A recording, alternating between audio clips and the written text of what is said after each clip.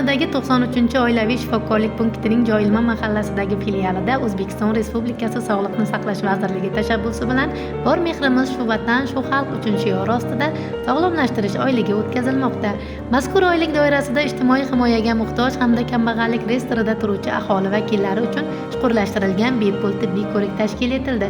Tibbiy ko'rik jarayonlarida sog'lom turmush tarzini targ'ib etish, sog'lom ovqatlanish, me'yordan ortiqcha tuz va shakar iste'molining zararli oqibatlari, qandli diabetning oldini olish bo'yicha suhbat hamda muloqotlar o'tkazildi. Salomatlik maydonchasi, sog'lom ovqatlanish yarmarkasi tashkil etildi.